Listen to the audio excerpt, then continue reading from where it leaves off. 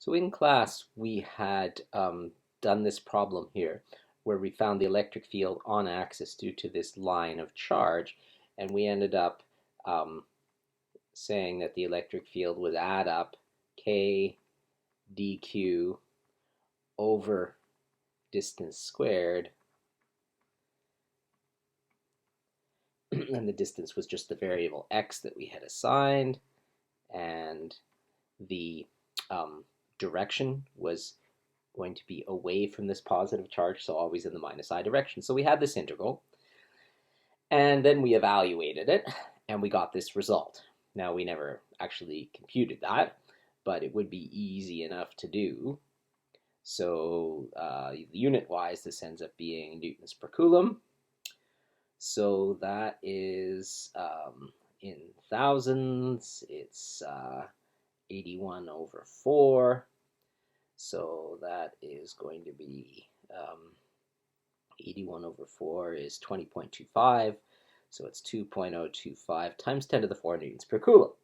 And then that's in the negative I direction. I seem to have dropped that here. Okay, so now some interpretation questions. So what would change if instead of being 1 meter from the wire, we were actually over here 2 meters from the wire?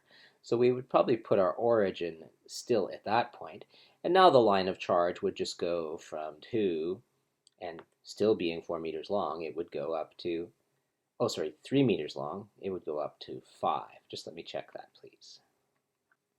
Yeah, so it's 3 meters long, so that would go up to x is 5. So not a lot of change there. This is still our field point. So we'd be adding up k dq is lambda dx. The distance to the field point is still x. It's still in the negative I direction. The only change is we're now integrating from x is 2 to x is 5.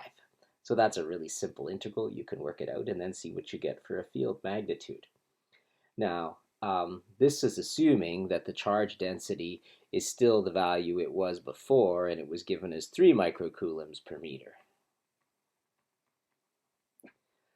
Now, if we had the same 1 to 4 limits, but we changed the charge density, well, that's not going to change what we do. We're still going to be integrating this. We're just going to have a higher charge density, and therefore we expect a more intense field. So again, this is a really simple integral. You could just put in that value of the charge density and then work out how strong the electric field is. Now, if we change the polarity of the charge density, so this is now a line of negative charge, then the only thing that's going to change is at the origin, the electric field will now be directed to the right. So this will now be 3/4 k lambda in the positive I direction after we integrate. Now, if the wire is only 2 meters long, then we're just integrating from 1 to 3, compared with the original case, k lambda dx over x squared in the minus I direction. So we're assuming we're comparing this back with the original plus 3 microcoulomb per meter charge density. Now, if the field point was at the other end of the wire, so it's down here, now with positive charge density, the electric field will be directed towards the right, so we would expect it's 3/4 k lambda in the positive I direction. And so we can just draw some quick conclusions about how changing some of these variables changes the result of the field, but it all comes down to evaluating that simple integral. Now, if we move the field point from where it was over here to this point right here, then now we're actually going to be integrating from x is 0 to 3, again compared with the original case, and this is going to be k dq over distance squared. The field point here, all of this positive charge is still going to give us field in the negative x direction, but now we're integrating from 0 to 3. And what you find is that for most of the wire, that's no problem, but these charges get very, very close to this field point and give you extremely large electric field. So this integral actually diverges, and we have an infinite field. when the field point is right there at the origin. Now, we can sort of do this in general, and let's say we had a wire that had length L, and we were a distance d from its end, so this would be along the x-axis, this would be d, and now this would be d plus L. So for our electric field at this field point, we'll assume the charge density is positive lambda still.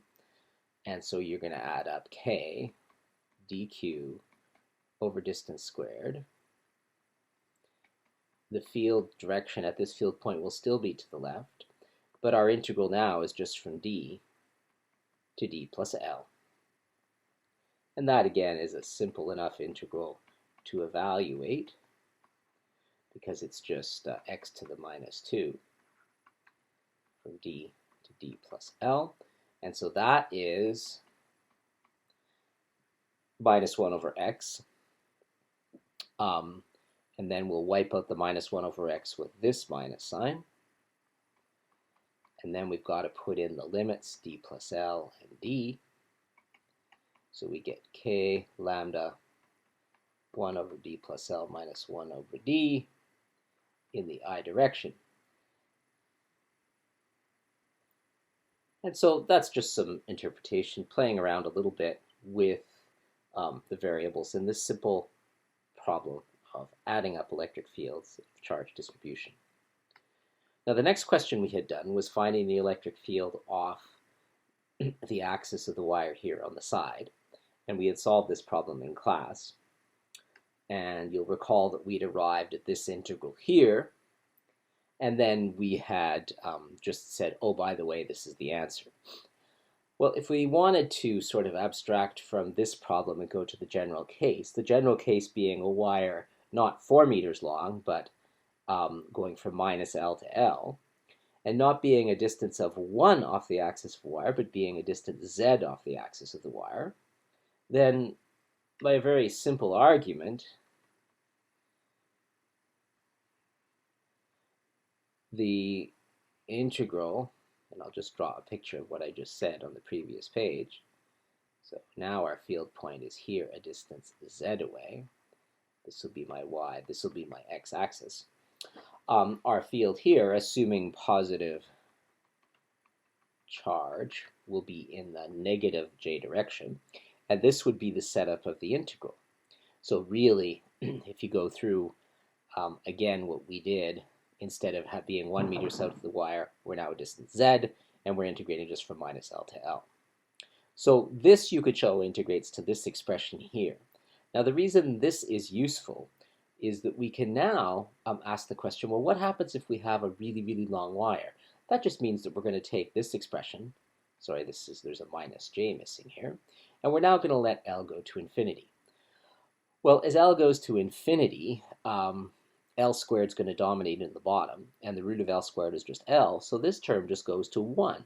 And so we find for the field of an infinitely long wire, when we're a distance z away from it, so this wire goes on forever and ever and ever, and has charge density lambda, and we're a distance z away, we find this field intensity here, and that's directed away from the wire. So, if I make this the y-axis and this the x-axis, then that is in the negative j direction. So that's an interesting result for the field of an infinitely long wire, just a slight extension for what we did in class. Another result that we derived in class was the electric field of a ring of charge when we were a distance z above it. And for that ring of charge, we derived at an expression, just let me pause and pull that expression. Okay, so here's the result in class that we had, and actually my diagram's a bit inaccurate. It was just for a ring of charge of radius big R, and being off axis a distance z, we derived at this expression for the electric field. Now there's a substitution we're going to make here. Remember that a density times a length is a charge, but the density times the total length of this ring, 2 pi r, that's the total charge q on the ring. And so this here is exactly q, So we can write this as q times z over r squared plus z squared to the 3/2. Now we're missing the direction. We had let this be the y-axis, and we'd said that only the y component perpendicular to the axis of this ring survives. So that was the expression we had just for an annulus, or a ring of charge. We're now going to use that expression, and we're going to find the electric field for a disk of charge. So we're going to take a disk and we're going to break it up into rings. And since we already know what those ring fields are, right, the field of a ring we just showed was k, q, z, where z is the distance we are above the ring, over z squared plus r squared. So that's ring, to the 3/2, sorry, to the 3/2 power. Okay, now, so if this is a disk of charge, big Q, then we're splitting it up into rings. Now we're going to let that ring radius be a variable, little r, as opposed to like big R, which would be the total radius of the disk. So in this expression here, for this disk that we're going to work on here, this is an arbitrary disk, no loss, sorry, an arbitrary ring, no loss of generality there. This will replace now with little r, because that's the radius, the variable radius of the ring. And we're going to add up rings. Well, it says that here already. We're going to add up ring fields, and we just let r be the variable. So we'll take a ring of radius 0 here at the center, and then we'll take a ring of radius big R. That'll be the largest ring, and adding all those rings together, we'll get a disk. So disk field will be adding up the ring fields. Now we need to say a couple of things about the rings. First of all, we're adding them up from a radius 0 to a ring radius capital R. The next thing is the distance z, that's fixed. But we need to say something about what is the charge on that ring, because Q is now the total charge on the disk. So how much of that is actually on this ring of radius r? Well, as it says here, if the if the thickness here of our ring is little dr, and the circumference of our disk is 2 pi little r, then our ring has area 2 pi little r, that's its circumference, times its thickness, dr. So its charge then is going to be proportionally reasoned as follows. We know that the total charge Q is spread out over the total disk pi r squared, so that's a ratio of charge to area. We now multiply that by the area of the little ring. And so that will give us the charge on our ring. So this is, I guess what we're really saying is disk charge to disk area equals ring charge, a little bit of charge on the ring, to the little bit of area on the ring. And so we're trying to solve for this ring charge. So it's Q over pi big R squared times 2 pi r dr, the area of the ring. So that's what we're going to put in here. So I suppose I should write dq here now for the little bit of charge on our ring. Okay, so with that substitution, we're now ready to start integrating. So we're going to add up k, z again is a constant. This time, of course, the ring radius r is not a constant, so we're going to have to integrate over that. So substituting in for dq, we're going to get q over pi big R squared. The good news is we have 2 pi r dr, and so this is going to make this an integral we can do by algebraic substitution, because if we substitute in like v is z squared plus r squared, then dv will be 2r dr, and we already have that functional term there. So I'm going to clean this up a little bit and get it ready for algebraic substitution. Okay, so the first thing I did is I pulled out the kz, I canceled the pi's, then I pulled out the kzq and the r squared, and then that left me with z squared plus r squared 1 over 3 halves, which is z squared plus r squared to the minus 3 halves power, and then I left the 2r dr there. So that set up an algebraic substitution. I'll let v be z squared plus r squared. Then dv, the differential of this, is just going to be 2r dr. So now I have a v to the minus 3 halves power dv, and that integrates fairly easily just using the power law. Integral of v to the minus 3 halves dv is v to the add 1 minus half over minus half, and that's just minus 2 v to the minus half. V to the minus half is over root v. So now putting back in what v is, which is z squared plus r squared, and then substituting in the upper and lower limit and subtracting. So that's minus 2 over root z squared plus r squared plus little r squared.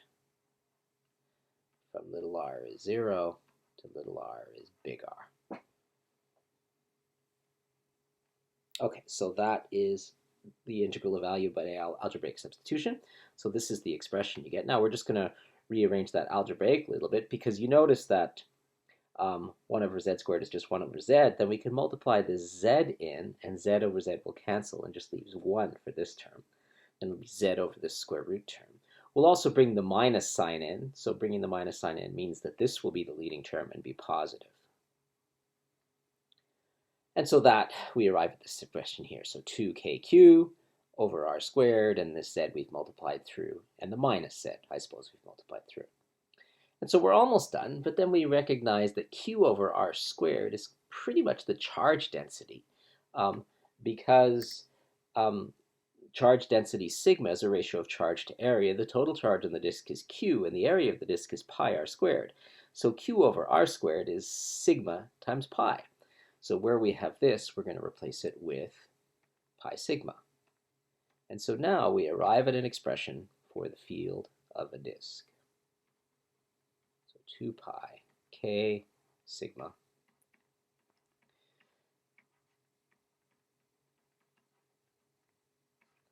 and this again was away from the disk.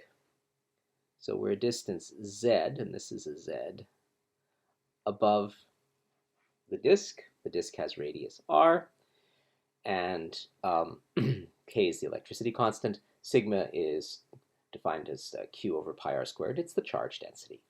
So that's the field of a disk, and we got it by adding up the field of rings. And so that's an interesting result, but something we can do with that that's really interesting is we could say, well, if we let that be a really, really large disk, then as the radius of the disk gets huge, then we essentially have the field of a plane. So we can again do a limit here to get what is the electric field of an infinite plane. So this was our result. Now as r goes to infinity, r is going to dominate this, so the bottom just starts to look like r, and z over r goes to 0. So this term goes to 0, and then we have this for the field, whoops, where did that come from? The field of an infinite plane. It's 2 pi k sigma. And that's an interesting result that we'll come back to when we discuss metal surfaces. But so what we've got here is we've got a nice infinitely thin plane, and we're saying that the electric field is directed away from that and has this magnitude. If we happen to be underneath the plane, the field would still be away from it. This is assuming that sigma is a positive charge density. Okay, so that concludes a little bit more work then on integrating charge distributions and finding the electric field. And we've gone through the classic progression. Let's just recap. So first you do field of a finite wire on axis, and then you move the wire around back and forth. Then you do field of a wire off axis. First you do a finite wire, then you let the wire become infinite. Then we did field of a ring, both on axis at the center, we're at 0, and off axis, a distance z above. So that was just a ring field. Then from that, we did a disk field by adding up the rings. And then finally, we've let this radius of the disk go to infinity. So now we've got the electric field of an infinite plane, a very, very large plane. So all of these calculated by adding up infinitesimal fields and by taking limits. And so this is a fairly difficult concept, and we're going to continue to practice it until we get good at it.